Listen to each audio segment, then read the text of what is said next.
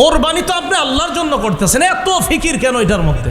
বিশাল বড় কিছু করতে হবে কেন? খাসি একটা কিনেন, জবাই করেন, শেষ, খালাস, কোরবানি আল্লাহর জন্য হয়ে গেছে।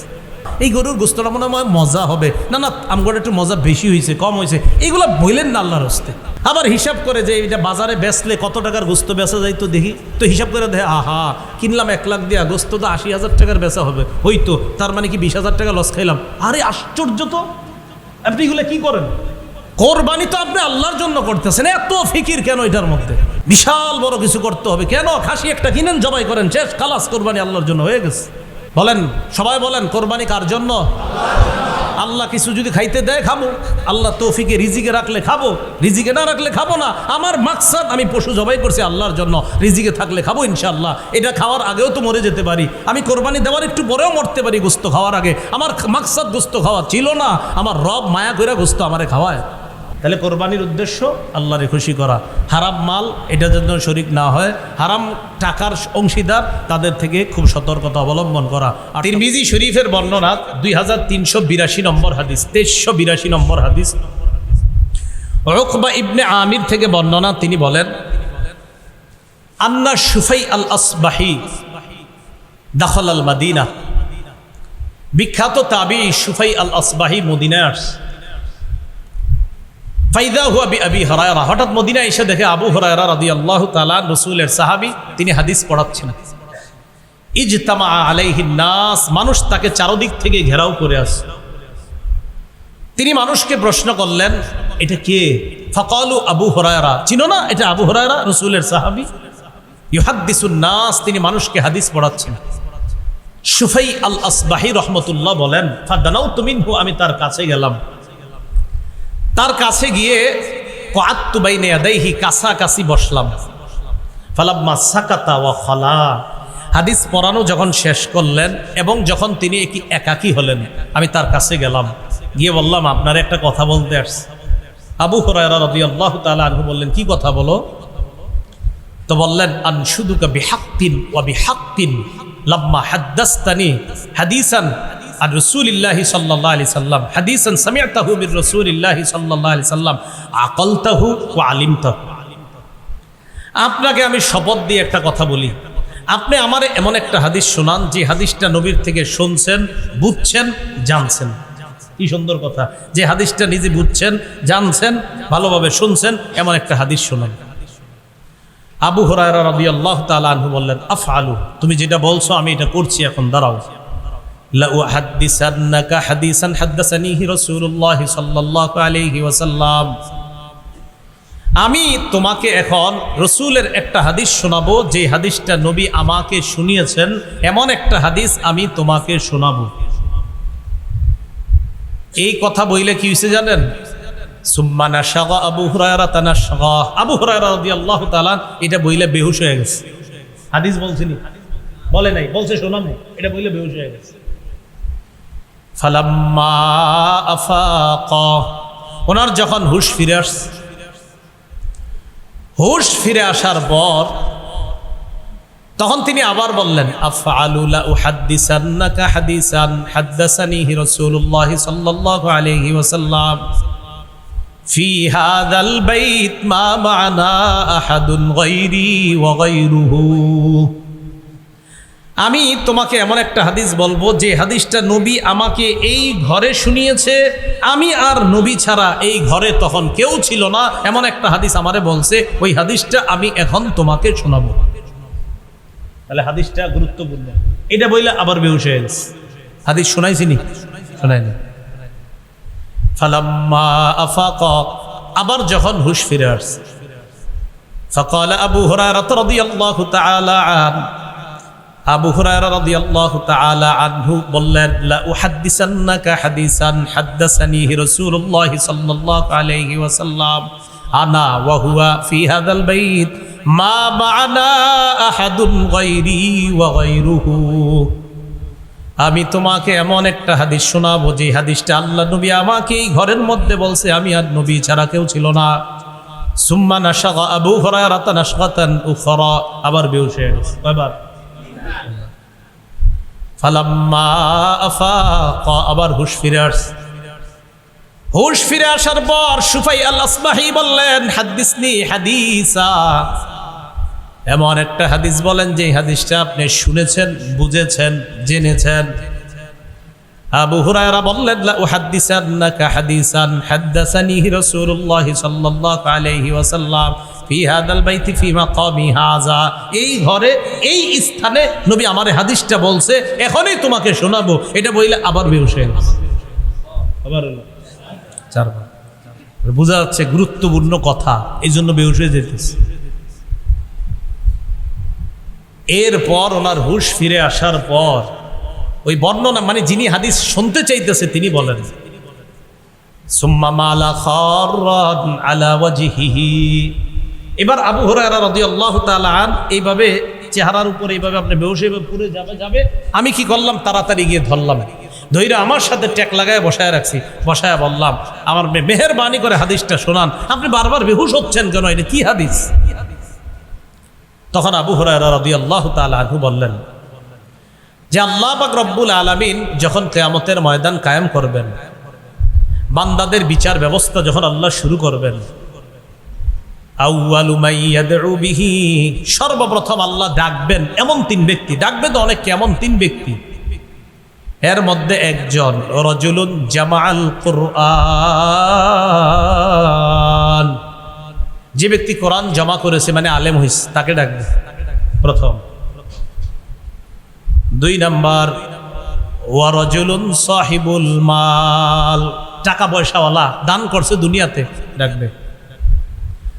ওয়া রাজুলুন কুতিলা ফি সাবিলিল্লাহ, আরেক ব্যক্তি যে আল্লাহর রাস্তায় শহীদ হয়েছে, এমন তিনজনকে ডাকবেন। ডাকার পর আলেমকে আল্লাহ বলবেন,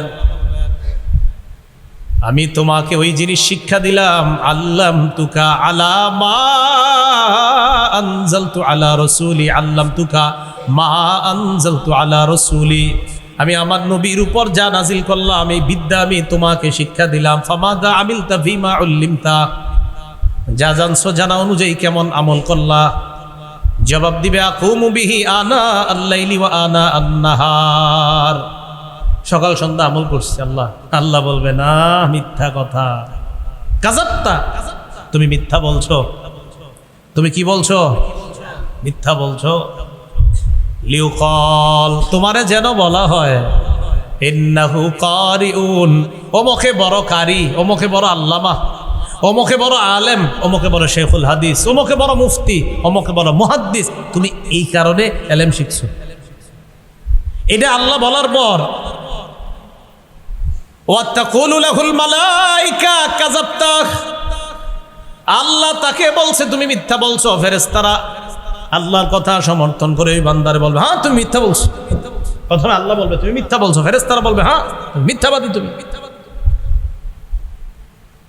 এই কথা বলার পর অন্য বর্ণনা আসহিবা আলা ওয়াজহিহি, মাথাটা নিচে, পাগুলা উপরের দিকে দিয়ে হেঁচড়াইতে হেঁচড়াইতে জাহান্নামে ফেলা। যাও, তুমি কি কারণে এলেম শিখছো? এক নাম্বার রিয়া দেখানোর জন্য শিখছ। দুই নাম্বার সম্পদ ওয়ালারে ডাকবে, কেন দান? সম্পদ ওয়ালারে ডাইকে বলবে, তোমারে সম্পদ দিয়েছিলাম আমি, কি করছো? আলাম ওয়াসি আলাইকা, আমি কি তোমাকে সম্পদশালী করি নাই? সে বলবে, বালা ইয়া রব, হ্যাঁ আল্লাহ সম্পদ দিয়েছেন, তো কি করছো? জবাব দিবে, আসিল রাহিম, আমি রক্তের সম্পর্ক রক্ষা করেছি। ও আস্তা সদকাকু, আল্লাহ আমি সদকা করতাম, অনাথ সদকা করতাম। আল্লাহ বলবে মিথ্যা কথা। লিউকাল ইন্নাহু জাওয়াদ, ফুলানুন জাওয়াদ, যেন তোমারে বলা হয় অমুকে বড় দাতা, এই জন্য তুমি দান করতা। না হয় তুমি 5 জনরে জাকাতের 5টা লুঙ্গি দিয়ে ছবি তুলে ফেসবুকে কেন দিছিলা বলো? 5 জন মহিলারে 5টা শাড়ি দিয়ে তুমি ফেসবুকে ছবি দিছো, তো তোমার নিয়ত কি? তুমি তো এটাই নিয়ত তোমারে মানুষ বড় দাতা বলবে। হ্যাঁ জানি না, একটা কথার কথা, হয়তো ফেসবুকে দিছে এই নিয়তে যে আল্লাহ আমি দিলাম, অন্য আরো 10টা মানুষ দেয়, তাহলে ঠিক আছে, তার নিয়ত তো আমরা জানি না। কিন্তু যদি নিয়তটা এটা হয় যে আমি দিলাম, মানুষ দেখুক আমি কত বড় দাতা, নিয়ত জানে কে? আল্লাহ। তোমাকে বলা হয়েছে দুনিয়াতে অকৎকিল, তুমি বড় দাতা, দুনিয়াতে বলা হয়েছে, যাও জাহান্নামে যাও। গেল জাহান্নামে। শহীদ আসো, আল্লাহ রাস্তায়, আমার রাস্তায় জেহাদ করছো তুমি না? কেন করছো? আল্লাহ কাতালতু হাত্তা কুতিলতু, আমি লড়াই করতে করতে শহীদ হয়ে গেছি। হ্যাঁ, আল্লাহ বলবে কেন? বলবে আপনার জন্য। আল্লাহ মিথ্যা কথা, তোমারে বীর বাহাদুর বলা হয় যেন এই নিয়তে তুমি জিহাদ করছো। দুনিয়াতে মানুষ তোমারে অনেক বীর বাহাদুর বলছে, যাও জাহান্নামে যাও, জাহান্নামে। আবু হুরায়রা বলেন উলাইকা সালাসাতুল্লাতি তুসাআরু বিহিমুন নার, এই তিন ব্যক্তির দিয়ে আগুন প্রজ্বলিত করা হবে জাহান্নামের। কেন বলেন তো? এলেম শিখছে, জিহাদ করছে আল্লাহর জন্য না দেখানোর জন্য? হ্যাঁ, 4 নাম্বার কোরবানি, এটা ইবাদত। এই ইবাদত আল্লাহর জন্য করা, দেখানোর জন্য না করা। তাহলে বলেন তো, 1 নাম্বার নিয়ত শুদ্ধ করা, 2 নাম্বার হালাল মাল দিয়ে কোরবানি করা, 3 নাম্বার বেদাত মুক্ত ভাবে কোরবানি করা, 4 নাম্বার রিয়া মুক্ত, মানুষকে দেখানোর জন্য না, আমার রবকে খুশি করার জন্য কোরবানি করা। এই গরুর গোস্তটা মনে হয় মজা হবে, না না আমার একটু মজা বেশি হয়েছে কম হয়েছে, এগুলো বললেন না আল্লাহর হস্তে। আবার হিসাব করে যে এটা বাজারে বেচলে কত টাকার গোস্ত বেচা যায় তো দেখি, তো হিসাব করে দেখে আহা কিনলাম 1 লাখ দিয়া, গোস্ত তো 80,000 টাকার বেচা হবে, হইতো তার মানে কি 20,000 টাকা লস খাইলাম। আরে আশ্চর্য তো, আপনি এগুলো কি করেন? কোরবানি তো আপনি আল্লাহর জন্য করতেছেন, এত ফিকির কেন এটার মধ্যে? বিশাল বড় কিছু করতে হবে কেন? খাসি একটা কিনেন, জবাই করেন, শেষ, খালাস, কোরবানি আল্লাহর জন্য হয়ে গেছে। বলেন, সবাই বলেন, কোরবানি কার জন্য? আল্লাহ কিছু যদি খাইতে দেয় খাবো, আল্লাহ তৌফিকে রিজিকে রাখলে খাবো, রিজিকে না রাখলে খাবো না। আমার মাকসাদ, আমি পশু জবাই করছি আল্লাহর জন্য, রিজিকে থাকলে খাবো ইনশাআল্লাহ। এটা খাওয়ার আগেও তো মরে যেতে পারি, আমি কোরবানি দেওয়ার একটু পরেও মরতে পারি গোস্ত খাওয়ার আগে। আমার মাকসাদ গোস্ত খাওয়া ছিল না, আমার রব মায়া করে গোস্ত আমারে খাওয়ায়। তাহলে কোরবানির উদ্দেশ্য আল্লাহরে খুশি করা। হারাম মাল এটা যেন শরীক না হয়, হারাম টাকার অংশীদার তাদের থেকে খুব সতর্কতা অবলম্বন করা। ওয়ালিল্লাহি আলান নাসি হিজ্জুল বাইতি মান ইসতাতা ইলাইহি সাবিলা, যারা আল্লাহর ঘর পর্যন্ত যাওয়ার সামর্থ্য রাখে, এই পরিমাণ টাকা পয়সা যাদের কাছে আছে, তাদের জন্য ফরজ হয়ে যায় আল্লাহর ঘরে গিয়ে উপস্থিত হওয়া। এটা তাদের জন্য ফরজ হয়ে যায়। তো জিলহজ মাসে আল্লাহর জন্য হজ করা। জিলহজ মাসে কোরবানির দিন বান্দা যখন পশু জবাই করে তখন একটা দোয়া পড়ে। কি দোয়াটা? ইন্না সলাতি ওয়া নুসুকি ওয়া মাহইয়ায়া ওয়া মামাতি লিল্লাহি রাব্বিল আলামিন লা শারীকা লাহু ওয়া বিযালিকা উমিরতু ওয়া আনা মিনাল মুসলিমিন। এটা সূরা আনামের 162-163 নম্বর আয়াত আর কি। আল্লাহ বলেন, কুল নবী আপনি বলেন, ইন্না সলাতি আমার নামাজ, ওয়া নুসুকি আমার কুরবানি, আমার ইবাদত, ওয়া মাহইয়ায়া আমার জীবন, ওয়া মামাতি আমার মরণ, লিল্লাহ আল্লাহর জন্য।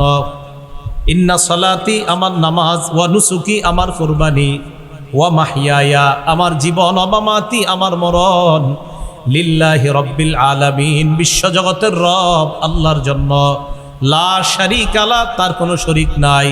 ওয়া বিযালিকা উমিরতু এই ব্যাপারেই আমাকে আদেশ করা হয়েছে। ওয়া আনা মিনাল মুসলিমিন আর আমি মুসলমানের অন্তর্ভুক্ত। মুসলমান মানে আত্মসমর্পণকারীদের অন্তর্ভুক্ত। আমি আল্লাহর কাছে আত্মসমর্পণ করে আল্লাহর জন্য পশু কোরবানি করি। জিলহজ মাস আমারে মনে করায় আমার নামাজ আল্লাহর, আমার জাকাত আল্লাহর, আমার হজ আল্লাহর, আমার কোরবানি আল্লাহর। তো অন্যান্য মাসে সবই তো আল্লাহর জন্য করি, বাকি জিলহজ মাস এটা বেশি স্মরণ করিয়ে দেয়। কারণ এই মাসে একটা ইবাদত করতে গিয়ে এমন একটা দোয়া আমরা পড়ি যেই দোয়ার মধ্যে আছে আমার নামাজ আল্লাহর, আমার কোরবানি আল্লাহর, আমার জীবন আল্লাহর, আমার মরণ আল্লাহর। এটা জিলহজ মাসের 10 তারিখে কত হুজুররা এই দোয়াটা পড়বে। আপনারা যারা কোরবানি করবেন তারাও পড়বেন এটা। জিলহজ মাসে এই বিষয়টা আমাদেরকে আরেকটা মনে করায় যে আমার সমস্ত আমলের নিয়তটা যেন পরিশুদ্ধ হয়, এটা আমাকে জিলহজ মাস মনে করায়।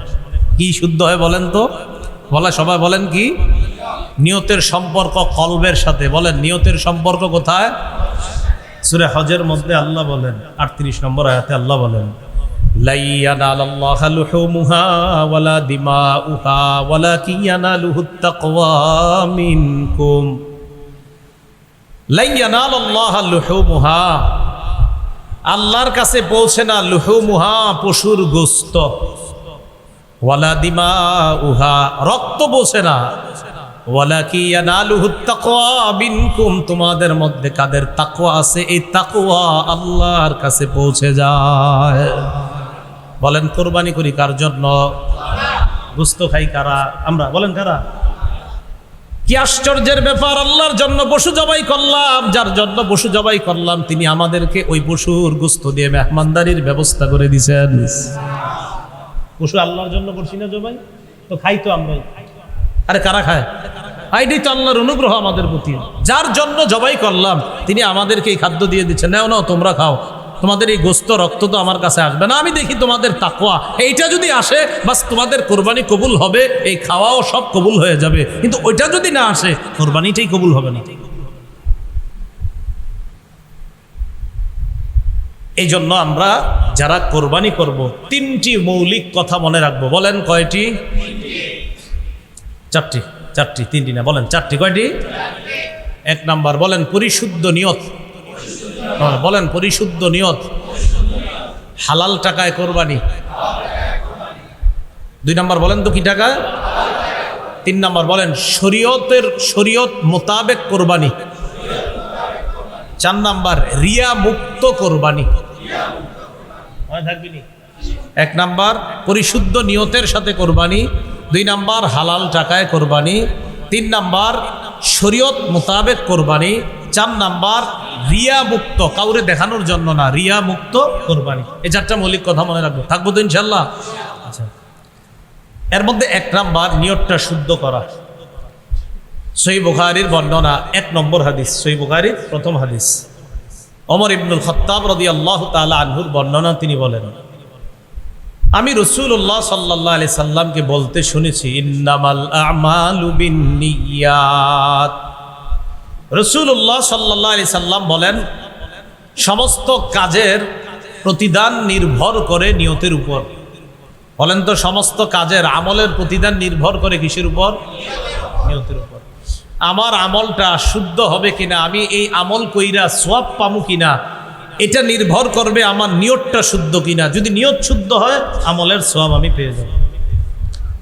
এখন আমি যে আপনাদের সামনে কথা বলতেছি, এই যে কথা বলতেছি, ইব্রাহিম নবী, ইসমাইল নবী, এটা কি কথা? বলেন কথা না কাজ?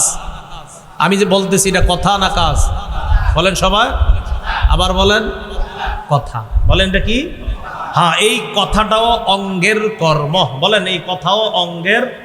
আরেকটু ভালো করে বলেন কথা বলা। বলেন কথা বলা মুখ নামক অঙ্গের কর্ম। এখন এই কথা যদি ভালো কথা হয় এটা ভালো আমল, কথা যদি খারাপ কথা হয় এটা খারাপ আমল। বুঝেননি? আল্লাহ জানে বুঝছেন। সত্য কথা এটা মুখের ভালো কাজ, মিথ্যা কথা এটা মুখের মন্দ কাজ। এই জন্য ইন্নামাল আমালু বিন্নিয়াত, মানে ইন্নামা আমালুল জাওয়ারিহি তুসাবু বিন্নিয়াত। অঙ্গ প্রত্যঙ্গের আমলের প্রতিদান দেওয়া হবে, নিয়তের উপর নির্ভর করবে। অঙ্গ প্রত্যঙ্গের আমলের প্রতিদান দেওয়া হবে। হাত একটা অঙ্গ, পা একটা অঙ্গ, কান একটা অঙ্গ, নাক একটা অঙ্গ, মুখ অঙ্গ। এই মুখ দিয়া যা করব এটাও আমল, মুখ দিয়ে যা করব এটা আমল। হ্যাঁ, আমি মুখ দিয়ে বলছি এটা কথা, এটা মুখের, এই যে মুখ দিয়ে বলছি এটা আমার কথা, তবে এই কথাটা মুখের একটা কাজ। কি মুখ কি করছে এখন? মুখ এখন কথা বলছে।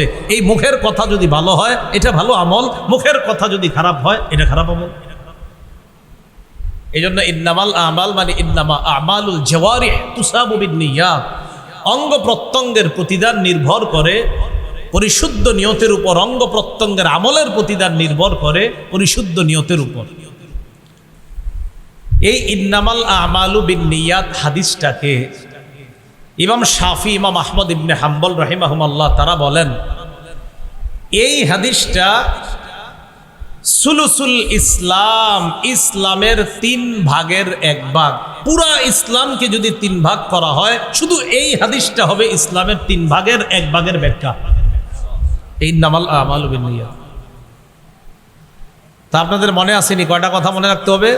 1 নাম্বার শুদ্ধ নিয়ত, 2 নাম্বার হালাল।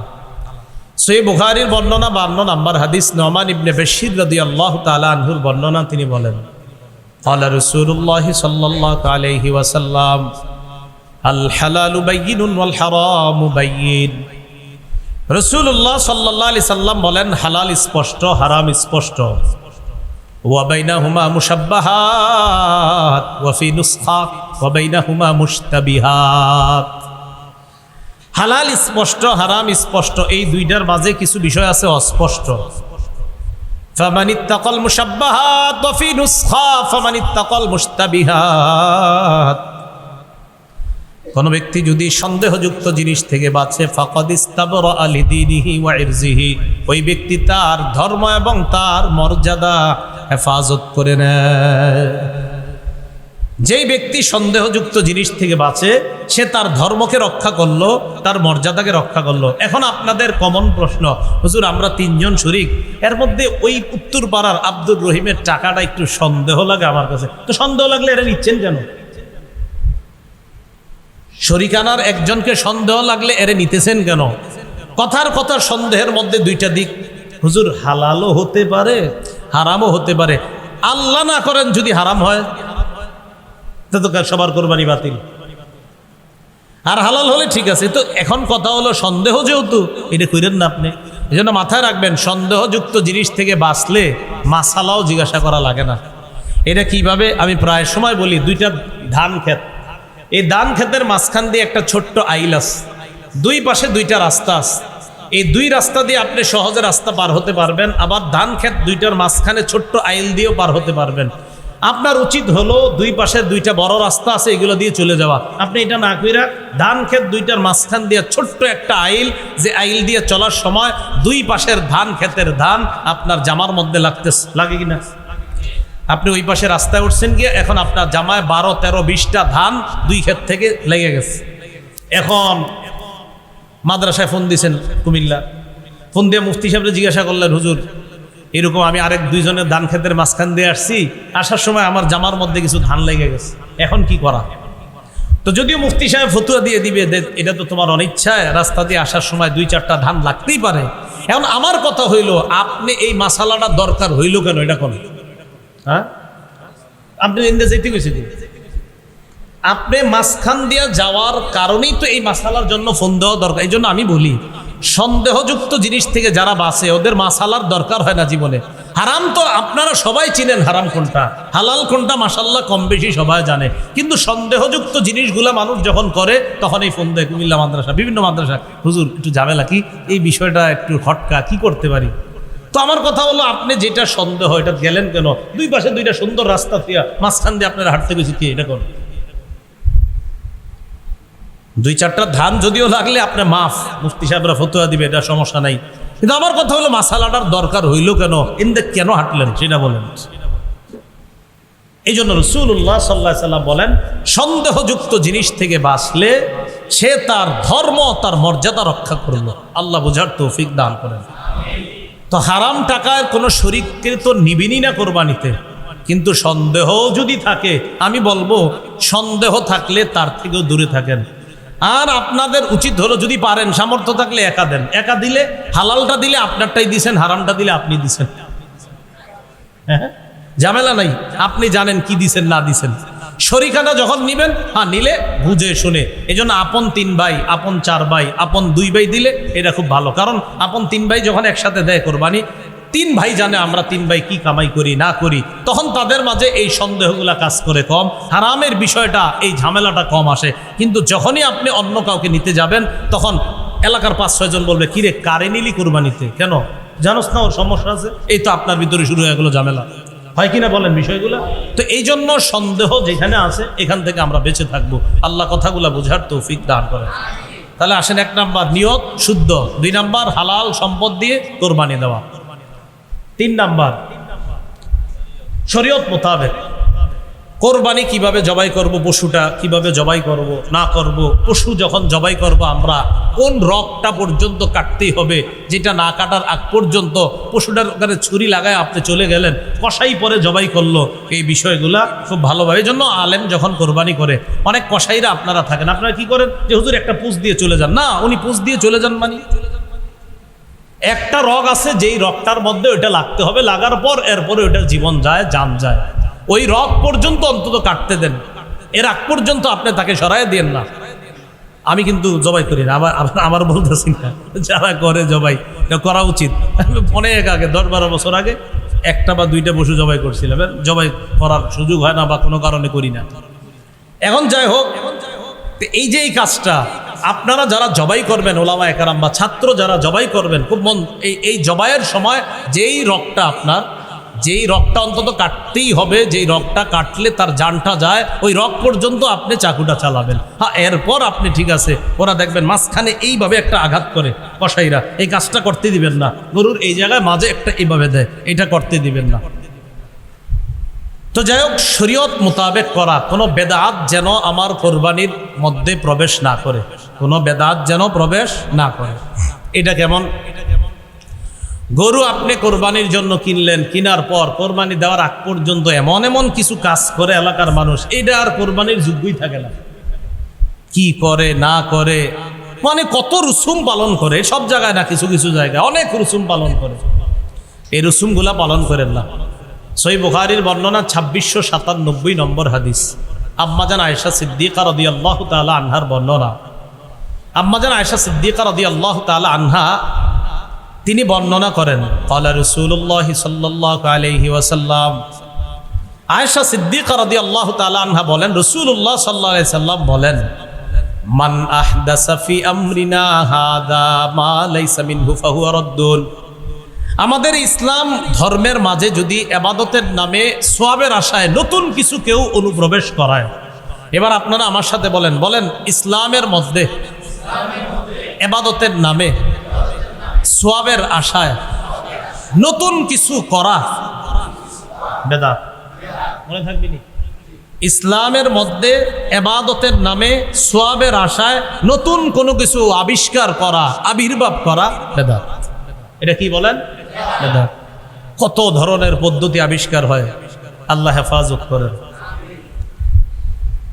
ইমাম মালিক রাহমাতুল্লাহি আলাইহি বলেন, মান ইবতাদা ফিল ইসলামি বিদআতান ইয়ারাহা হাসানা ফাকাদ জামা আন্না মুহাম্মাদান ক্বাদ খানা রিসালা। ইমাম মালিক বলেন, কোন ব্যক্তি যদি ইসলামের মধ্যে নতুন কিছু আবিষ্কার করে আর সে যদি এটাকে অনেক উত্তম মনে করে, কেমন যেন সে মুহাম্মদ সাল্লাল্লাহু আলাইহি সাল্লামের দায়িত্বকে খেয়ানত করে গিয়েছে, এই দাবি ওই ব্যক্তি করতেছে। আবার বলছি, কেউ ইসলামের মধ্যে নতুন কিছু ঘটাইছে, ঘটানোর পর এটাই উত্তম মনে করতেছে, হ্যাঁ এটাই সুন্দর, সে কেমন যেন এই দাবি করতেছে, আন্না মুহাম্মাদান ক্বাদ খানা রিসালা, মুহাম্মদ সাল্লাল্লাহু আলাইহি সাল্লাম দায়িত্ব পালনে খেয়ানত করেছে। বলেন নাউজুবিল্লাহ। কেন? কারণ উনি নতুন করে কিছু বানানোর অর্থ হইলেই যে নবীজি পরিপূর্ণ রেখে যাইতে পারে নাই, এই জন্য হজরতে নতুন একটা চালু করছে।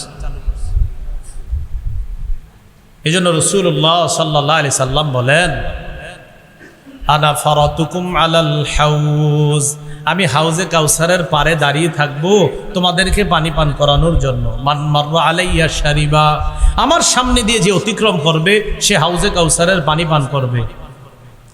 ওয়ামান শারিবা লাম ইয়াজমা, আর যে হাউজে কাউসারের পানি পান করবে সে আর পিপাসার্ত হবে না। তাহলে নিয়ম কি জানলাম? হাউজে কাউসারের সামনে দিয়ে যে যাবে সেই পানি পান করবে, আর যে পানি পান করবে সে জান্নাতে যাওয়ার আগে আর পিপাসা লাগবে না, কিয়ামতের মাঠে কষ্ট হবে না। সুম্মা লা ইয়ারিদান্না আলাইয়া আকওয়ামুন ইয়ারিফুনানি ওয়া আনা আরিফুহুম ওয়া ইয়ারিফুনানি। এরপর আমার সামনে দিয়ে একদল মানুষ যাবে যাদেরকে আমি চিনি, যারা আমাকে চিনে, আমি তাদেরকে পানি পান করাইতে চাইবো। যখন ইউহালু বাইনি ওয়া বাইনাহুম, আমার মাঝে আর তাদের মাঝে একটা প্রতিবন্ধকতা সৃষ্টি করা হবে। আমি বলবো, আল্লাহ ইন্নাহুম মিন উম্মতি, তারা তো আমার উম্মত, আমার উম্মত আর আমার মাঝে কেন প্রতিবন্ধকতা সৃষ্টি করা হলো? তাদেরকে তো আমি পানি পান করাইতে চাই। নবীর সামনে দিয়ে যে যায় তাই পানি পান করে, কিন্তু একদল আসার পর নবীর মাঝে আর তাদের মাঝে পর্দা দেওয়া হবে। আল্লাহর পক্ষ থেকে জবাব দেওয়া হবে, ইন্নাকা লা তাদরি মা আহদাসু বা'দাক, আপনি জানেন না, আপনি দুনিয়া থেকে চলে আসার পর এরা ইসলামের মধ্যে নতুন কত কিছুর আবিষ্কার করছে, এটা আপনার জানা নাই। এমন এমন বেদাত আবিষ্কার করছে, এটা আপনি জানেন না হাবিব। নবী তখন বলবে, সুহকান সুহকান লিমান গায়্যারা দীনি লিমান বাদদালা দীনি, দূর হও আমার সামনে থেকে, দূর হও আমার সামনে থেকে। আমার শরীয়ত, আমি রেখে আসলাম যে শরীয়ত, এই শরীয়ত যে পরিবর্তন করছে সে আমার সামনে থাকা দরকার নাই। পানি পান করানো তো দূরের কথা, রাসূল বলবে দূর হও, কিসের পানি পান? মনে রাখবেন, বেদাতীদের সবচেয়ে বড় দলিল জাল, আর যত কিছু জাল বর্ণনা, সবচেয়ে বড় দলিল দেয় জাল বর্ণনা দিয়ে। কি বর্ণনা দিয়ে? যত জাল বর্ণনা আছে এইগুলারে দলিল হিসাবে পেশ করে বিভিন্ন রুসুমাত আবিষ্কার করে। আমি কিন্তু কোনো রুসুমাতের নাম বলি নাই, বলি নাই, কিন্তু খালি বলছি যে যারা বেদাত আবিষ্কার করে তাদের প্রধান দলিল থাকে জাল। কি দলিল থাকে? জাল। এখন দেখেন এই কথা ওই ব্যক্তি তার গায়ে নিবে যে জাল বর্ণনা করে। বুঝেন নাই? আমার এই কথাটা ওই ব্যক্তি তার গায়ে নিবে যে জাল বর্ণনা করে, আর যে জাল বর্ণনা করে না তিনি গায়ে নিবে না। তো দেখবেন আমি যে বক্তব্যটা দিলাম এই জায়গাটা, যে বেদাতি যারা নতুন বেদাত চালু করে এদের মূল দলিল হয় জাল বর্ণনা। এরা বলবে হ্যাঁ সে কিভাবে বললো, আরে আমি কি আপনারে বলছি কেন, আপনি কি জাল বলেন? যদি কয় হ্যাঁ তাহলে তো আপনাকেই বলছি, যদি বলেন না তো আপনাকে বলি নেই। মাথায় রাখবেন। আমি বললাম জাল প্রধান দলিল হয়, বেদাতিদের প্রধান দলিল হয় যত জাল বর্ণনা। এবং আমি কিছু কিতাব বলে দিতে পারবো, এই কিতাবগুলো পড়ে পড়ে এই জাল বর্ণনাগুলো দেয়। এর মধ্যে একটা জাল বর্ণনার অনেকগুলা জাল বর্ণনা, একদম জাল বর্ণনায় ভরা জাল বর্ণনা এমন কিছু কিতাব আছে। এর মধ্যে একটা বড় কিতাব আছে নাম নি'মাতুল কুবরা, এত জাল বর্ণনা এটার মধ্যে। এখন বলতে পারেন হ্যাঁ আপনি এটা বললেন, আপনি কি জাল বলেন? যদি বলেন হ্যাঁ তো আপনারই বলছি, যদি বলেন না তো আপনাকে বলি নেই। এটা আমার কথা সবসময় মনে রাখবেন, আমি কখনো কাউকে বলি না যে এটা আপনাকে। আমি বলি, বলার পর সেটা যদি আপনি করে থাকেন তো আপনি শুধরায় যান, যদি না করে থাকেন সেটা তো আপনার জন্য এ ওয়াজ না। কি ঠিক বলেন? যেই কথাটা বলছি এটা ঠিক, ঠিক আছে না? কথাটা বুঝে ঠিক বলছেন? হ্যাঁ। তাহলে বেদাতের বড় দলিল হয় জাল। বেদাতের বড় দলিল হয় কি? যত জাল বর্ণনা আছে এগুলা দলিল হিসেবে দাঁড় করাবে, এরপরে বলবে। আল্লাহ আমাদেরকে হেফাজত করেন। কোরবানির ক্ষেত্রে মৌলিক 4 কথা, এর মধ্যে 1 নাম্বার নিয়ত শুদ্ধ, 2 নাম্বার, 3 নাম্বার মানে বেদাত মুক্ত ভাবে কোরবানি করা, 4 নাম্বার কি? রিয়া। কি রিয়া? সারা, মানে লোক দেখানো সারা কোরবানি করা। আচ্ছা পুরাটা বলবেন, রিয়া কি? রিয়া ছাড়া করা। তিরমিজি শরীফের বর্ণনা 2382 নম্বর হাদিস, 2382 নম্বর হাদিস, উকবা ইবনে আমির থেকে বর্ণনা। তিনি বলেন আন্না শুফাই আল আসবাহি দাখাল আল মাদিনা। বিখ্যাত তাবি শুফাই আল আসবাহি মদিনায় আসছে। ফাইদা হুয়া বিআবি হুরায়রা, হঠাৎ মদিনায় এসে দেখে আবু হুরায়রা রাদিয়াল্লাহু তাআলা রাসূলের সাহাবী, তিনি হাদিস পড়াচ্ছেন। ইজতামা আলাইহিন নাস, মানুষ তাকে চারদিক থেকে ঘেরাও করে আসে। তিনি মানুষকে প্রশ্ন করলেন এটা কে? ফাকালু আবু হুরায়রা, চিনো না এটা আবু হুরায়রা রাসূলের সাহাবী। ইউহাদ্দিসুন নাস, তিনি মানুষকে হাদিস পড়াচ্ছেন। শুফাই আল আসবাহি রাহমাতুল্লাহ বলেন ফাদানাউতু মিনহু, আমি তার কাছে গেলাম। তার কাছে গিয়ে কআততু বাইনা ইয়াদাইহি, কাছাকাছি বসলাম। ফালাম্মা সাকাতা ওয়া খালা, হাদিস পড়ানো যখন শেষ করলেন এবং যখন তিনি একাকী হলেন, আমি তার কাছে গেলাম, গিয়ে বললাম আপনার একটা কথা বলতে আসছি। আবু হুরায়রা রাদিয়াল্লাহু তাআলা আনহু বললেন কি কথা বলো? তো বললেন আনশুদুকা বিহাক্কিন ওয়া বিহাক্কিন লাম্মা হাদ্দাসতানি হাদিসান আর রাসূলিল্লাহি সাল্লাল্লাহু আলাইহি সাল্লাম, হাদিসান সামি'তাহু মির রাসূলিল্লাহি সাল্লাল্লাহু আলাইহি সাল্লাম আকালতাহু ওয়া আলিমতাহু। আপনাকে আমি শপথ দিয়ে একটা কথা বলি, আপনি আমারে এমন একটা হাদিস শোনান যে হাদিসটা নবীর থেকে শুনছেন, বুঝছেন, জানছেন। কি সুন্দর কথা, যে হাদিসটা নিজে বুঝছেন, জানছেন, ভালোভাবে শুনছেন, এমন একটা হাদিস শোনান। আবু হুরায়রা রাদিয়াল্লাহু তাআলা আনহু বললেন আফআলু, তুমি যেটা বলছো আমি এটা করছি, এখন দাঁড়াও। লা উহাদ্দিসান্নাকা হাদিসান হাদাসানিহি রাসূলুল্লাহ সাল্লাল্লাহু আলাইহি ওয়াসাল্লাম, আমি তোমাকে এখন রসুলের একটা হাদিস শোনাবো, যে হাদিসটা নবী আমাকে শুনিয়েছেন, এমন একটা হাদিস আমি তোমাকে শোনাবো। এই কথা বইলে কি হয়েছে জানেন? সুম্মা নাশাগা আবু হুরায়রা তানাশাগা, আবু হুরায়রা রাদিয়াল্লাহু তাআলা এটা বইলে বেহুশ হয়ে গেছে। হাদিস বলছিনি, বলে নাই, বলছে শোনাবো, এটা বইলে বেহুশ হয়ে গেছে। ফালাম্মা আফাকা, ওনার যখন হুশ ফিরে আসছে, হুশ ফিরে আসার পর তখন তিনি আবার বললেন, আফআলু লা উহাদ্দিসান্নাকা হাদিসান হাদ্দাসানিহি রাসূলুল্লাহ সাল্লাল্লাহু আলাইহি ওয়াসাল্লাম ফি হাযাল বাইত মা মা'না আহাদুন গায়রি ওয়া গায়রুহু। আমি তোমাকে এমন একটা হাদিস বলবো যে হাদিসটা নবী আমাকে এই ঘরে শুনিয়েছে, আমি আর নবী ছাড়া এই ঘরে তখন কেউ ছিল না, এমন একটা হাদিস আমারে বলছে, ওই হাদিসটা আমি এখন তোমাকে শোনাবো। তাহলে হাদিসটা গুরুত্বপূর্ণ। এটা বইলে আবার বেহুশ হয়ে গেছে। হাদিস শোনাইছিনি? শোনাইনি। ফালাম্মা আফাকা, আবার যখন হুশ ফিরে আসছে, ফাকালা আবু হুরায়রা রাদিয়াল্লাহু তাআলা আনহু, আবু হুরায়রা রাদিয়াল্লাহু তাআলা আনহু বললেন, লা উহাদ্দিসান্নাকা হাদিসান হাদ্দাসানিহি রাসূলুল্লাহ সাল্লাল্লাহু আলাইহি ওয়াসাল্লাম আনা ওয়া হুয়া ফি হাযাল বাইত মা মা'না আহাদুন গায়রি ওয়া গায়রুহু। আমি তোমাকে এমন একটা হাদিস শোনাবো যে হাদিসটা আল্লাহ নবী আমাকে এই ঘরের মধ্যে বলছে, আমি আর নবী ছাড়া কেউ ছিল না। সুম্মা নাশাগা আবু হুরায়রা নাশগাতান উখরা, আবার বেহুশ হয়ে গেছে। কয়বার? ফালাম্মা আফাকা, আবার হুশ ফিরে আসছে। হুশ ফিরে আসার পর সুফাই আল আসবাহি বললেন, হাদ্দিসনি হাদিসা, এমন একটা হাদিস বলেন যে হাদিসটা আপনি শুনেছেন, বুঝেছেন, জেনেছেন। আবু হুরায়রা বললেন, লা উহাদ্দিসান্নাকা হাদিসান হাদ্দাসানিহি রাসূলুল্লাহ সাল্লাল্লাহু আলাইহি ওয়াসাল্লাম ফি হাযাল বাইতি ফি মাকামি হাযা, এই ঘরে এই স্থানে নবী আমারে হাদিসটা বলছে, এখনই তোমাকে শোনাবো। এটা বইলে আবার বেহুশ হয়ে গেছে। আবার হলো চারবার। বোঝা যাচ্ছে গুরুত্বপূর্ণ কথা, এই জন্য বেহুশ হয়ে যেতেছে। এরপর ওনার হুশ ফিরে আসার পর ওই বর্ণনা, মানে যিনি হাদিস শুনতে চাইতেছে তিনি বলেন, সুম্মা মালা খাররান আলা ওয়াজহিহি। এবার আবু হুরায়রা রাদিয়াল্লাহু তাআলা এইভাবে চেহারার উপর এইভাবে আপনি বেহুশ হয়ে পুরো যাবে, আমি কি করলাম, তাড়াতাড়ি গিয়ে ধরলাম, ধৈর্য আমার সাথে ট্যাক লাগায় বসায় রাখছি, বসায় বললাম, আমার মেহেরবানি করে হাদিসটা শোনান, আপনি বারবার বেহুশ হচ্ছেন কেন, এটা কি হাদিস? তখন আবু হুরায়রা রাদিয়াল্লাহু তাআলা আনহু বললেন যে আল্লাহ পাক রব্বুল আলামিন যখন কিয়ামতের ময়দান কায়েম করবেন, বান্দাদের বিচার ব্যবস্থা যখন আল্লাহ শুরু করবেন, আউয়ালু মান ইয়াদউ বিহি, সর্বপ্রথম আল্লাহ ডাকবেন এমন তিন ব্যক্তি, ডাকবে তো অনেক, এমন তিন ব্যক্তি, এর মধ্যে একজন রাজুলুন জামাআল কুরআন,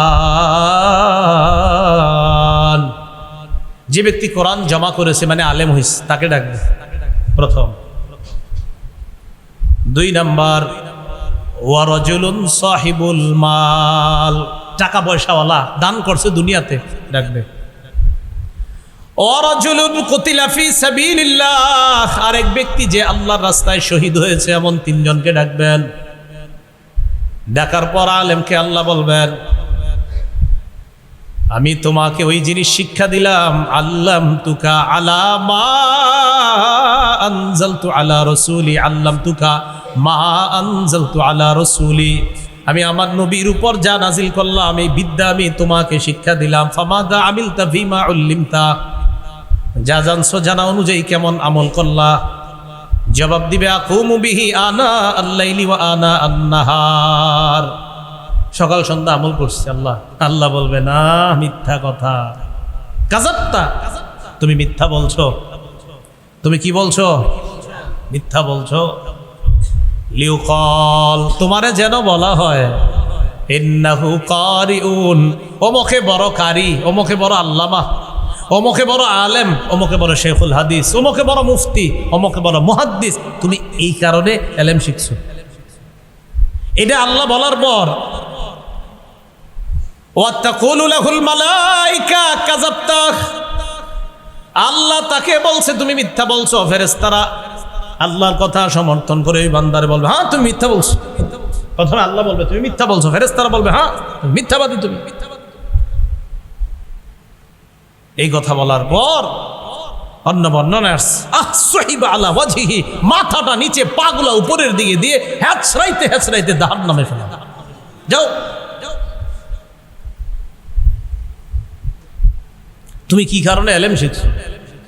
এক নাম্বার। রিয়া দেখানোর জন্য শিখছে। 2 নাম্বার সম্পদ ওয়ালারে ডাকবে, কেন না সম্পদ ওয়ালারে ডাইকে বলবে তোমারে সম্পদ দিয়েছিলাম আমি, কি করছো? আলাম ওয়াসি আলাইকা, আমি কি তোমাকে সম্পদশালী করি নাই?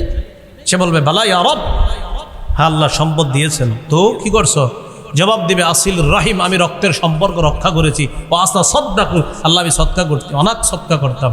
আল্লাহ বলবে মিথ্যা কথা, লিউখাল ইন্নাহু জাওয়াদ ফুলানুন জাওয়াদ, যেন তোমারে বলা হয় অমুকে বড় দাতা, এই জন্য তুমি দান করতা। না হয় তুমি 5 জনরে জাকাতের 5টা লুঙ্গি দিয়ে ছবি তুলে ফেসবুকে কেন দিছিলা বলো? 5 জন মহিলারে 5টা শাড়ি দিয়ে তুমি ফেসবুকে ছবি দিছো, তো তোমার নিয়ত কি? তুমি তো এটাই নিয়ত তোমারে মানুষ বড় দাতা বলবে। হ্যাঁ জানি না, একটা কথার কথা, হয়তো ফেসবুকে দিছে এই নিয়তে যে আল্লাহ আমি দিলাম, অন্য আরো 10টা মানুষ দেয়, তাহলে ঠিক আছে, তার নিয়ত তো আমরা জানি না। কিন্তু যদি নিয়তটা এটা হয় যে আমি দিলাম, মানুষ দেখুক আমি কত বড় দাতা, নিয়ত জানে কে? আল্লাহ। তোমাকে বলা হয়েছে দুনিয়াতে অকত কিল, তুমি বড় দাতা, দুনিয়াতে বলা হয়েছে, যাও জাহান্নামে যাও। গেল জাহান্নামে। শহীদ আসো, আল্লাহ রাস্তায়, আমার রাস্তায় জেহাদ করছো তুমি না, কেন করছো? আল্লাহ কাতালতু হাত্তা কুতিলতু, আমি লড়াই করতে করতে শহীদ হয়ে গেছি। হ্যাঁ আল্লাহ বলবে কেন? বলবে আপনার জন্য। আল্লাহ মিথ্যা কথা, তোমারে বীর বাহাদুর বলা হয় যেন এই নিয়তে তুমি জিহাদ করছো। দুনিয়াতে মানুষ তোমারে অনেক বীর বাহাদুর বলছে, যাও জাহান্নামে যাও, জাহান্নামে। আবু হুরায়রা বলেন উলাইকা সালাসাতুল্লাতি তুসাআরু বিহিমুন নার, এই 3 ব্যক্তির দিয়ে আগুন প্রজ্বলিত করা হবে জাহান্নামের। কেন বলেন তো? এলেম শিখছে, জিহাদ করছে আল্লাহর জন্য না দেখানোর জন্য? হ্যাঁ 4 নাম্বার কোরবানি, এটা ইবাদত, এই ইবাদত আল্লাহর জন্য করা, দেখানোর জন্য না করা। তাহলে বলেন তো 1 নাম্বার নিয়ত শুদ্ধ করা, 2 নাম্বার হালাল মাল দিয়ে কোরবানি করা, 3 নাম্বার বেদাত মুক্ত ভাবে কোরবানি করা, 4 নাম্বার রিয়া মুক্ত, মানুষকে দেখানোর জন্য না, আমার রবকে খুশি করার জন্য কোরবানি করা। এই গরুর গোশতটা মনে হয় মজা হবে, না না আমগর একটু মজা বেশি হয়েছে কম হয়েছে, এগুলো বললেন না আল্লাহর হস্তে। আবার হিসাব করে যে এটা বাজারে বেচলে কত টাকার গোস্ত বেচা যায় তো দেখি, তো হিসাব করে দেখে আহা কিনলাম 1 লাখ দিয়া, গোস্ত তো 80,000 টাকার বেচা হবে, হইতো তার মানে কি 20,000 টাকা লস খাইলাম। আরে আশ্চর্য তো, আপনি এগুলো কি করেন? কোরবানি তো আপনি আল্লাহর জন্য করতেছেন, এত ফিকির কেন এটার মধ্যে? বিশাল বড় কিছু করতে হবে কেন? খাসি একটা কিনেন, জবাই করেন, শেষ, খালাস, কোরবানি আল্লাহর জন্য হয়ে গেছে। বলেন সবাই বলেন কোরবানি কার জন্য? আল্লাহ কিছু যদি খাইতে দেয় খাবো, আল্লাহ তৌফিকে রিজিকে রাখলে খাবো, রিজিকে না রাখলে খাবো না। আমার মাকসাদ আমি পশু জবাই করছি আল্লাহর জন্য, রিজিকে থাকলে খাবো ইনশাআল্লাহ। এটা খাওয়ার আগেও তো মরে যেতে পারি, আমি কোরবানি দেওয়ার একটু পরেও মরতে পারি গোস্ত খাওয়ার আগে। আমার মাকসাদ গোস্ত খাওয়া ছিল না, আমার রব মায়া করে গোস্ত আমারে খাওয়ায়। তাহলে কোরবানির উদ্দেশ্য আল্লাহরে খুশি করা, হারাম মাল এটা যেন শরীক না হয়, হারাম টাকার অংশীদার তাদের থেকে খুব সতর্কতা অবলম্বন করা। 8টা পর্যন্ত থাকার কথা ছিল, 12 মিনিট বেশি হয়েছে। আল্লাহ পাক রব্বুল আলামিন আমাদের সকলকে যে কথাগুলো শুনলাম বললাম, এই কথাগুলোর উপর আমরা সকলে যেন আমল করতে পারি, আল্লাহ তৌফিক দান করেন। ভাই যাওয়া হয়েছে, আর যায়েন না। এই ইউটিউবার ভাইরা মসজিদে না আসা ভালো, আপনারা মসজিদে আইসেন না, মসজিদে না আসাই ভালো। আমার ওস্তাদ আমারে কয় কি তুমি কি শুটিং করো মসজিদে? আর কিভাবে বললে বুঝবেন বলেন? ওস্তাদ এই কথা বারবার বলে। এগুলো আল্লাহর হস্তে মসজিদে আপনারা এগুলো নিয়ে আসলে এগুলো ওস্তাদদের কানে যায়, কে দেয় জানি না, কেউ হয়তো দেয়, পরে ফোন দিয়া আপনার ধমকায়, কেউ মসজিদে শুটিং করো এইসব বলে ওস্তাদরা। ঠিক আছে, এটা আসলেই খারাপ দেখা যায়, মসজিদে এতগুলা ক্যামেরা না আনা ভালো, এটা খারাপ, আসলেই খারাপ দেখা যায়। ওই দিন এক সাধারণ পাবলিক বলতেছে কয় মসজিদে যাই নামাজ পড়তে, গিয়ে দেখি ওখানে আরে কি আজীব অবস্থা। তো এই জন্য আসলে মসজিদগুলা এগুলা কম আসা ভালো, এটা আমরা ভদ্রভাবে নিলিত হয় কথাগুলা। আল্লাহ সকলকে বোঝার তৌফিক দান করেন। সুবহানাল্লাহি ওয়া বিহামদিহি, সুবহানাকাল্লাহুম্মা ওয়া বিহামদিকা, আশহাদু আল্লা ইলাহা ইল্লা আনতা আস্তাগফিরুকা ওয়া আতুবু ইলাইক।